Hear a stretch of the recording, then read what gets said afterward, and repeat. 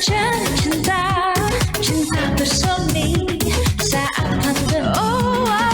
Masker dan vaksin mengikat janji, janji setia, setia abadi. Masker, vaksin, kau buat sejati. Ayo masker, ayo vaksin, tiada yang dapat merenggut sehatmu. Masker, vaksin, kau buat sejati. Ayo masker, ayo vaksin, tiada yang dapat merenggut sehatmu.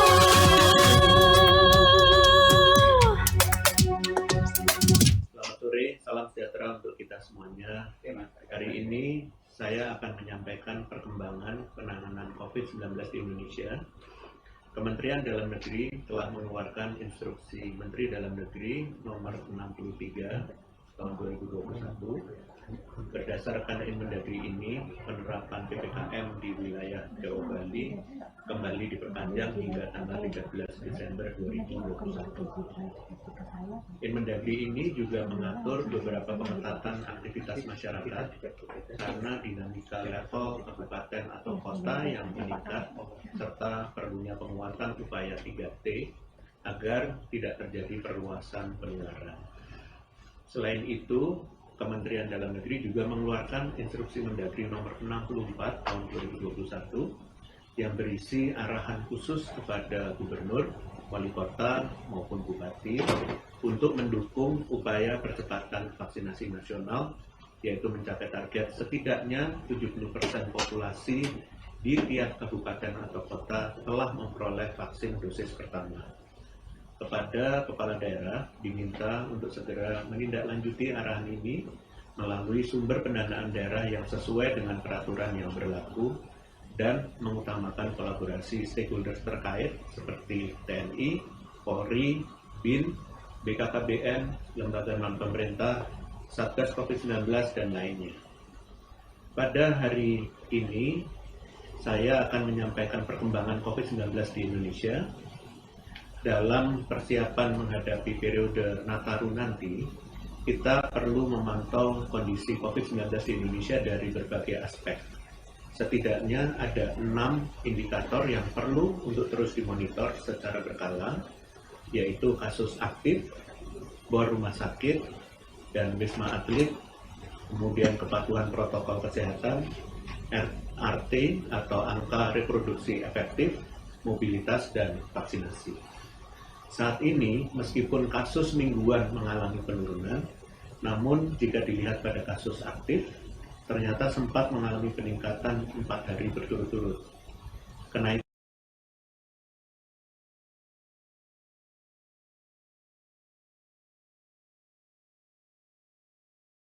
terlihat dari tanggal 23 ke 24 November dari sekitar 7.900 menjadi 8.000. Kemudian di hari berikutnya meningkat lagi menjadi sekitar 8.000 dan terakhir meningkat menjadi 8.200 pada tanggal 27 November.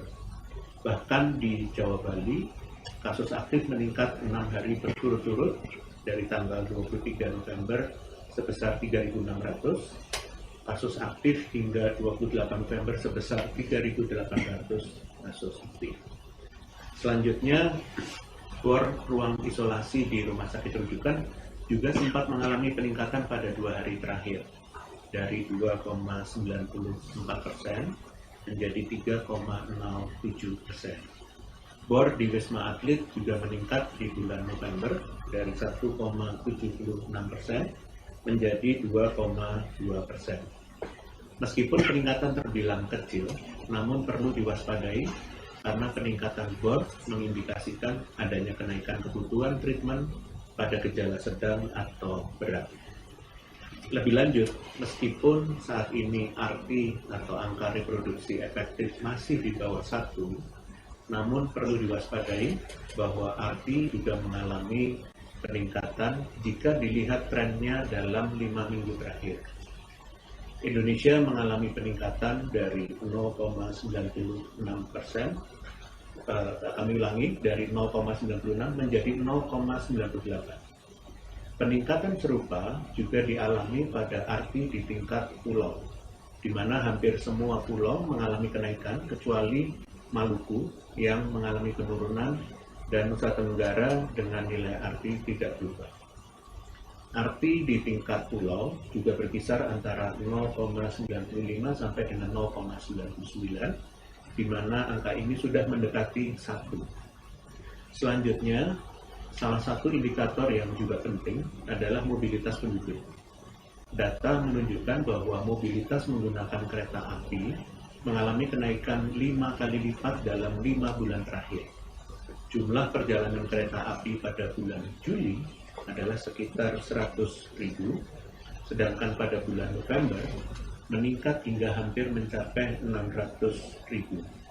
Kemudian mobilitas menggunakan pesawat terbang juga meningkat 350% dalam 5 bulan terakhir. Jumlah perjalanan pesawat terbang pada bulan Juli adalah sekitar 350.000, sedangkan pada bulan November meningkat menjadi sekitar 1,6 juta.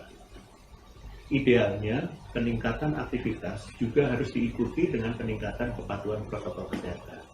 Namun sayangnya, data menunjukkan sebaliknya, di mana dalam minggu terakhir, cakupan desa atau kelurahan yang patuh memakai masker dan menjaga jarak mengalami penurunan. Cakupan desa atau kelurahan yang patuh memakai masker turun dari 76,42% menjadi 74,91%. Sedangkan menjaga jarak turun dari 78,60% menjadi 77,69%.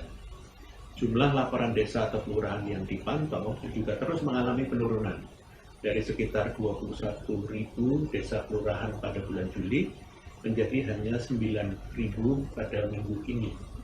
Ini menunjukkan bahwa pengawasan dan pelaporan pada protokol kesehatan sudah mulai longgar.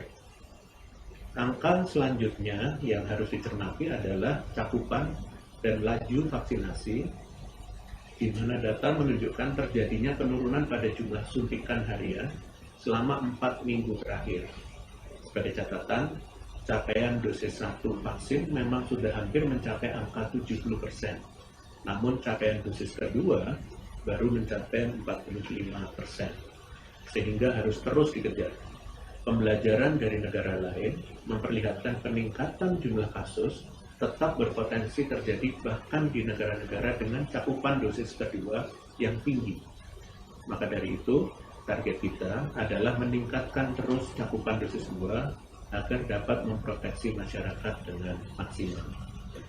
Adanya perbandingan terbalik antara kenaikan jumlah kasus dan upaya preventif di lapangan seperti yang disebutkan di atas perlu menjadi refleksi bagi kita semua untuk kembali waspada. Setiap lapisan masyarakat harus bersiaga mengerahkan seluruh upaya untuk mencegah dan mengantisipasi kenaikan kasus.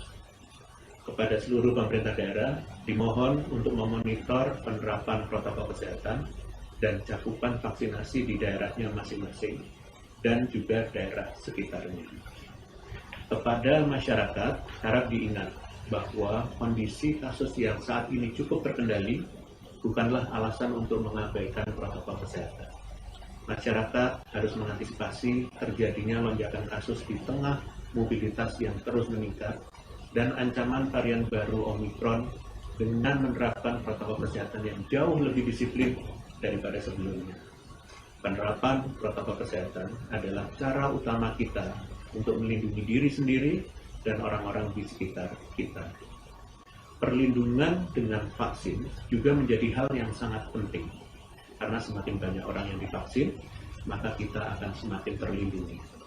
Vaksinasi juga akan mencegah timbulnya gejala berat bagi mereka yang tertular COVID-19, sehingga dapat mengurangi kebutuhan perawatan di rumah sakit. Selanjutnya, saya akan mencoba kembali mengajak masyarakat dan pemerintah daerah untuk melakukan salah satu upaya yang penting dalam mempertahankan kondisi kasus nasional yang terkendali, atau menekan secara dini lonjakan kasus yang mulai terjadi, yaitu dengan kontak tracing atau penelusuran kontak erat. Berdasarkan hasil evaluasi PPKM di wilayah Jawa Bali yang diumumkan minggu ini, nampak adanya kecenderungan transisi level PPKM kabupaten kota pada area aglomerasi Jabodetabek dari level 1 menjadi level 2, yaitu pada seluruh kota di DKI Jakarta, kota dan kabupaten Tangerang, kota Bogor, dan kabupaten Bekasi. Hasil evaluasi ini menjadi penting mengingat area Jabodetabek didominasi wilayah jantung kegiatan ekonomi vital nasional yang secara alamiah memiliki ritme mobilitas yang tinggi, sehingga memperbesar peluang penularan.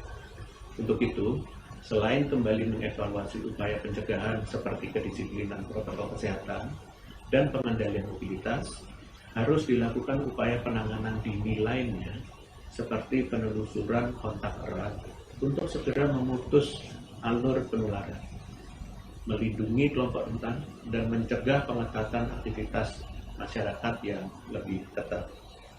Proses penelusuran kontak erat secara sederhana terbagi menjadi 4 tahapan besar, yaitu yang pertama adalah diagnosis satu kasus positif sebagai titik awal penelusuran kontak erat. Yang kedua, identifikasi melalui wawancara oleh tracer kepada kasus positif melalui upaya recall atau mengingat kembali siapa saja yang pernah berinteraksi dalam jarak 1 meter setidaknya selama 15 menit sejak 2 hari sebelum dan 14 hari sesudah gejala muncul. Yang ketiga, upaya menghubungi daftar orang hasil tracing untuk diberikan informasi terkait karantina, durasi karantina, gejala-gejala yang harus diwaspadai, dan waktu melakukan pemeriksaan COVID-19. Dan yang keempat yaitu mengulangi kembali tahap pertama jika ditemukan kasus positif dari daftar kontak erat yang telah dihubungi. Pada prinsipnya, metode penelusuran kontak erat yang ideal ialah yang menyesuaikan level transmisi daerah setempat, termasuk siap dan tanggap menghadapi peningkatan laju penularan virus COVID-19 yang bisa saja terjadi di masa yang akan datang. WHO sendiri mengkategorisasi level transmisi virus COVID-19 menjadi 4 skenario, yaitu pertama, skenario epidemiologi yang terkait dengan kondisi tidak ada kasus. Yang kedua adalah kasus sporadik atau kondisi kemunculan suatu penyakit yang jarang terjadi dan tidak teratur pada suatu daerah. Yang ketiga, klaster atau kondisi kemunculan kasus yang berkelompok pada tempat dan waktu tertentu yang dicurigai memiliki jumlah kasus yang lebih besar daripada yang teramati. Yang keempat, transmisi komunitas atau kondisi penularan antar penduduk dalam suatu wilayah yang sumber penularannya berasal dari dalam wilayah itu sendiri yang terdiri dari tingkat 1 sampai 4. Saat ini, Indonesia secara nasional berada di status transmisi komunitas tingkat 1, sehingga rekomendasi pendekatan penelusuran kontak yang dilakukan ialah menetapkan target atau rasio upaya penelusuran kontak. Dalam memilih target penelusuran yang tepat, Badan Otoritas Kesehatan setempat dapat menimbang orang yang berinteraksi dengan kasus positif dalam durasi yang panjang atau kondisi tempat yang ramai seperti kerumunan atau untuk diprioritaskan. Berikutnya, instruksi ini perlu diindahkan dan instruksi Menteri Dalam Negeri kepada pemerintah daerah khususnya di tingkat kabupaten kota untuk melakukan penelusuran kontak kepada 15 kontak erat per 1 kasus. Konfirmasi dan upaya ini menjadi salah satu penguatan itikat pemerintah tetap berhati-hati dalam situasi kasus COVID-19 nasional yang terkendali. Untuk itu diperlukan konsistensi terhadap pemantauan atau surveillance kasus COVID-19. Selain itu, ditetapkan pula periode ideal dilakukan tes konfirmasi selama masa pemantauan kontak erat, yaitu entry test segera setelah dinyatakan sebagai kontak erat dan pada hari kelima karantina atau exit test untuk melihat apakah virus terdeteksi selama masa inkubasi. Jika negatif, maka pasien dianggap selesai karantina. Jika terdapat hasil positif dari 2 tes diagnostik yang dilakukan, maka kontak erat wajib dilakukan isolasi. Tolong kepada pemerintah daerah memantau data rasio kontak erat di daerah masing-masing melalui dashboard Kementerian Kesehatan, yaitu vaksin.kemkes.go.id/SCKAP. Sebagai penutup, saya akan mengupdate kebijakan terbaru terkait durasi karantina pelaku perjalanan internasional yang boleh masuk ke Indonesia, yaitu yang akan diperpanjang durasi karantinanya menjadi 10 hari terbilang tanggal 3 Desember 2021. Esok hari mohon pengertian dari seluruh masyarakat bahwa keputusan ini didasarkan karena peningkatan upaya proteksi Indonesia dari importasi kasus. Dasar hukum keputusan ini akan segera disampaikan secara resmi kepada publik. Demikian konferensi pers hari ini. Saya akan lanjutkan dengan sesi tanya jawab media. Terima kasih. Pertanyaan pertama dari Christine Chandraningsih Kyodonius. Jepang telah meminta maskapai penerbangan untuk menghentikan reservasi tiket masuk ke Jepang, termasuk untuk warga negaranya yang sedang berada di luar negeri demi mengantisipasi penularan Omikron. Akankah Indonesia menerapkan aturan serupa terhadap WNI yang saat ini berada di luar negeri? Terima kasih. Baik, terima kasih. Sampai saat ini, peraturan terkait pelaku perjalanan internasional masih mengacu kepada surat edaran Satgas nomor 23 tahun 2021, yaitu dengan membatasi kedatangan warga negara asing, khususnya yang telah melakukan perjalanan ke negara yang mengalami transmisi komunitas varian Omikron selama 14 hari terakhir. Sedangkan untuk warga negara asing dengan riwayat perjalanan lainnya diperbolehkan masuk dengan beberapa syarat yang harus dipenuhi.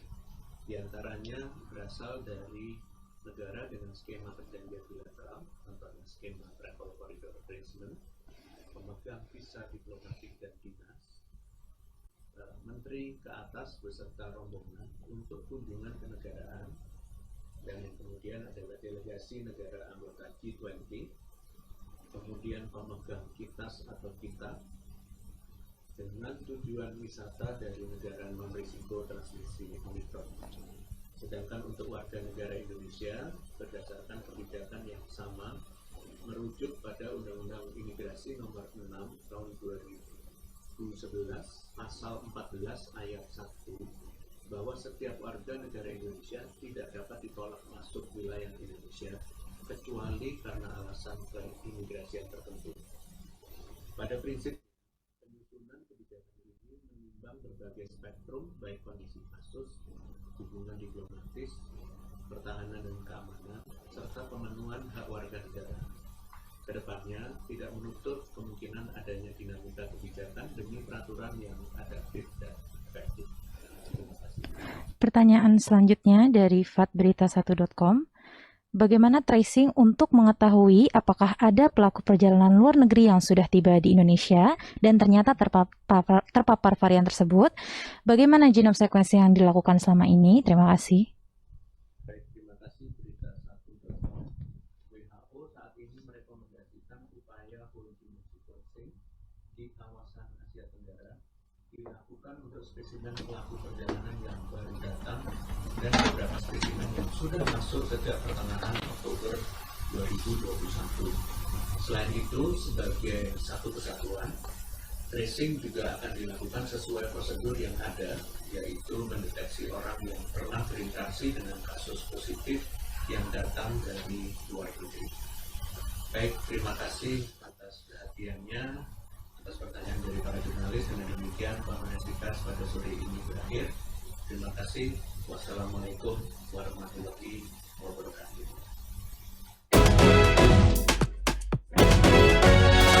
Dua sejoli mencari cinta, cinta bersemi saat pandemi. Masker dan vaksin mengikat janji, janji setia, setia